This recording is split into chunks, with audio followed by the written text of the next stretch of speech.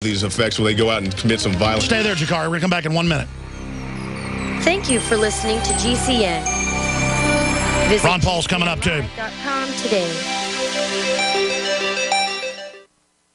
Alex Jones here to tell you about how you can help spread liberty worldwide while also enjoying what I have found to be the best tasting 100% organic coffee on the planet. For more than a decade, my favorite coffee has come from the high mountains of southern Mexico, where the Chiapas farmers grow their unique shade-grown Arabica beans. We have now managed to secure these sought-after beans in a highly customized blend. Discover and try a bag of the Patriot Blend 100% organic coffee at InfoWarsLife.com. This coffee gives you a long, smooth pick-me-up for hours without the headaches and heartburn that so many other coffees give me personally. Hands down, this is my favorite coffee, and it's taken us years to secure connections directly to the Chiapas Mexican farmers. Drop by the site today, order a bag or two, and I don't think you're going to be disappointed. Available in original or with our Immune Support Infusion Blend. You will be supporting a free press, all the while enjoying a truly great-tasting cup of my favorite coffee. Available at InfoWarsLife.com. Waging war on corruption. Alex Jones on the GCN Radio Network.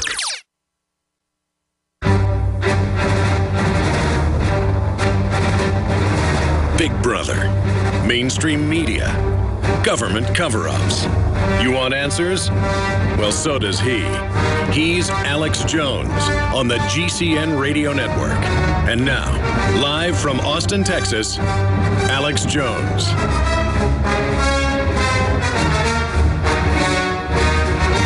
All right, final segment with our star reporters, Jakari Jackson and Kit Daniels.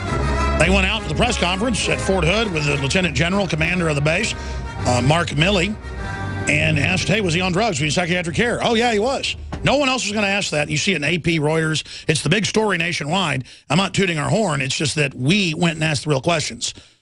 I mean, what's wrong with these reporters, Jakari Jackson, that they were there? Because, you guys have tons of this press conference, audio and video. No one was asking the real questions but you guys.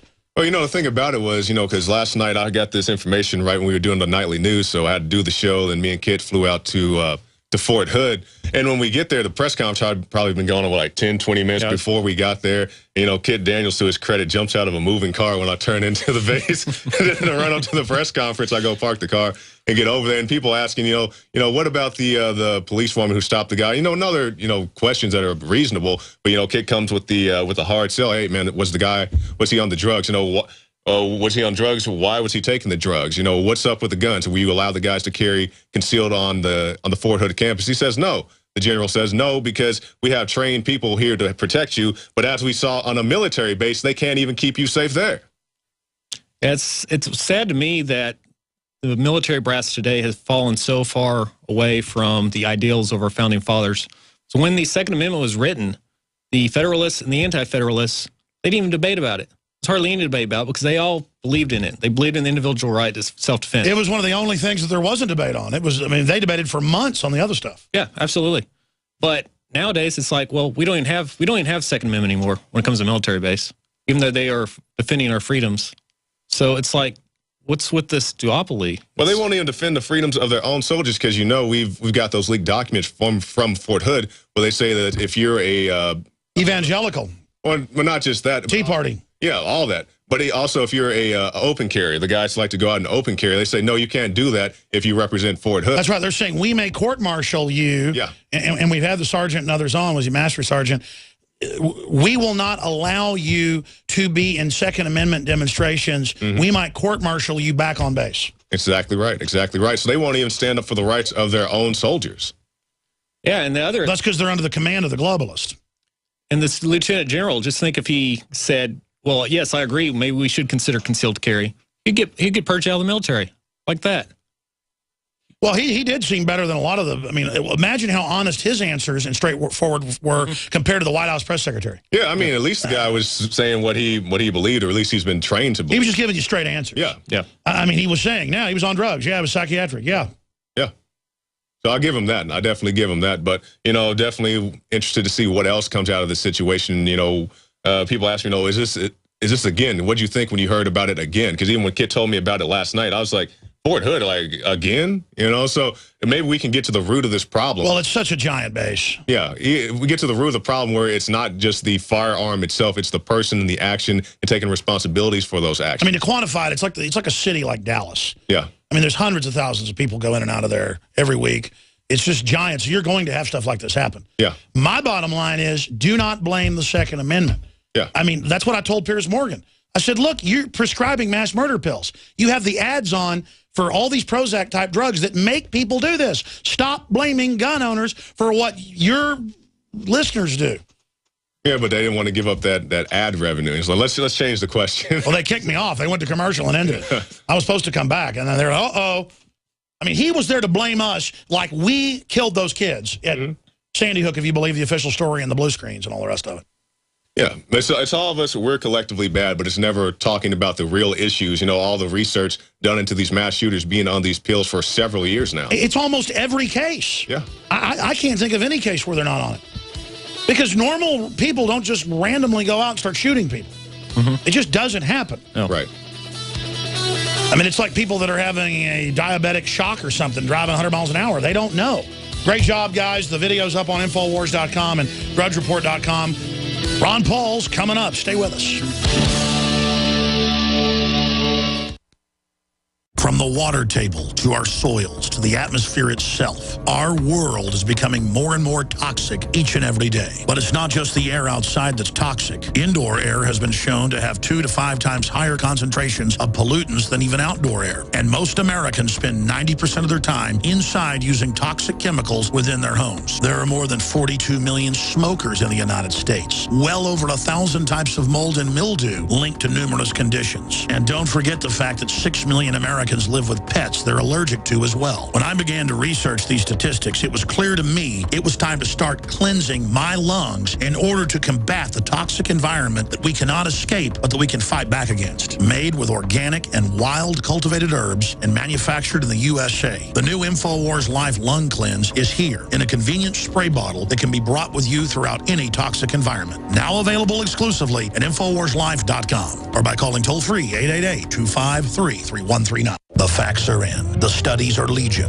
Sodium fluoride and other toxic members of the fluoride family are devastating the health and cognitive ability of the American people. So why are the social engineers adding it to the water? Simple. Dumb down the host population that the parasitic technocracy is feeding on. We may not have been able to get fluoride out of the water supply yet, but we can help to get it out of our bodies. I am extremely excited to announce the exclusive InfoWars Life Fluoride Shield formulation, fusing 6 of the best documented ingredients from around the world to help the body remove not just toxic fluoride residues from the body, but a whole host of toxic substances. Let's take a stand against the globalists by blocking their poisons with Fluoride Shield. I use Fluoride Shield every day. Secure your Fluoride Shield and other pioneering formulations at InfoWarsLife.com today. Let's start cleansing our bodies now and support the InfoWar at the same time. That's InfoWarsLife.com. This is Alex Jones for InfoWarsLife.com. The latest in preparedness is now here. An electrically stabilized colloidal silver solution that can be added to both your home cabinet and preparedness pack alike. Concentrated to 30 parts per million in what has been dubbed the survival silver solution. The new InfoWars Life Silver Bullet Colloidal Silver is the answer for you and your family. And it's entirely free of toxic artificial additives that are loaded into many products. The InfoWars Life Silver Bullet Silver is so powerful that it is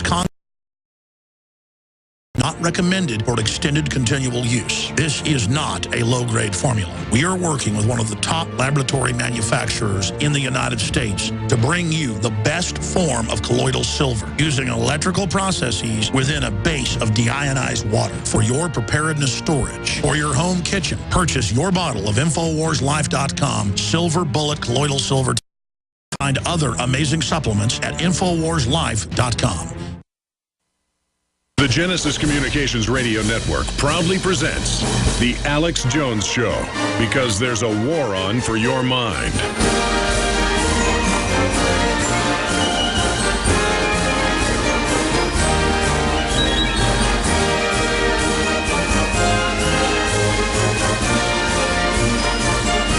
Ladies and gentlemen, we are joined by the omnibudsman, the granddaddy of the modern constitutional libertarian movement, and his son is the U.S. Senator from Kentucky, in all major polls, the front runner to be the Republican nominee.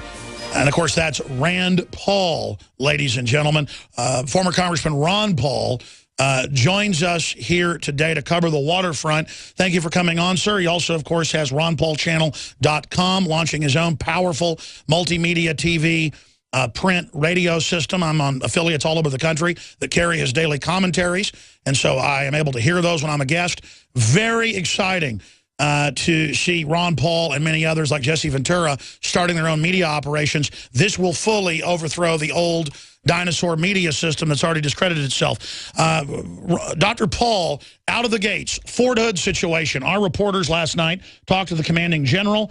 The video's on drudgereport.com. They confirmed he was on psychotropic drugs and Ambien. We're now learning he was on multiple drugs. What is your take on that as a medical doctor? Well, obviously, I think the drugs have a major role to play in this almost all the time, whether there's high school shootings or wherever this occurs, that they're receiving this government-directed care for psychological problems, and there are psychotropic drugs. It's happening all the time. So that's the immediate thing that crosses my mind when I hear of this. And then when you hear of it being related to government and military and veterans, you can be guaranteed that they're getting the wrong kind of treatment. So medically, I think it's, that the diagnosis is wrong, the treatment is wrong, and we participate. We may take one thing and make it worse. I think what's happened is they look at these terrible acts, and yet they're merely a symptom of something else. And I think they never look for the cause. Why do people come back from war with this post-traumatic stress disorder and also the many brain injuries? Well, it's the war. It's the war that's going on there. And then when you think about, well, in medicine, we want to prevent diseases. But in politics, it doesn't seem like they want to prevent the harm done because, if you don't want these kind of problems, why don't we have a different foreign policy? This is a consequence. So they create the conditions to jeopardize all these young people. They come back. They can't get jobs. They become depressed. We put them on drugs. We make them a lot worse, and we don't change our foreign policy. We compound it. We create the problem, then give them drugs and make it worse, and then everybody is just totally shocked. So how could this happen?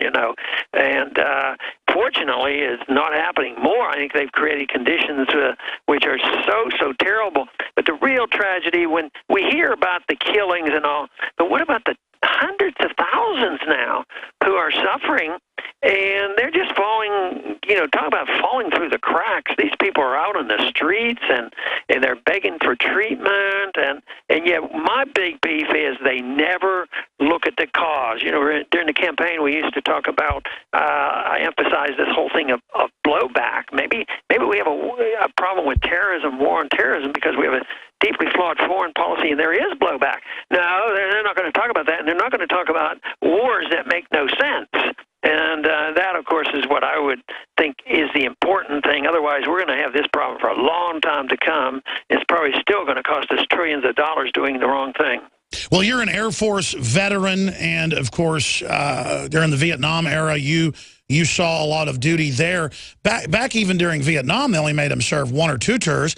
One of my grandfathers, after he served his 22 flights in the Army Air Corps over Europe, was on the ground in Italy and was shaken for his whole life by the starving Italian children and the horrors he saw in Italy and the rest of Europe. That was just 2 years in the U.S. Army.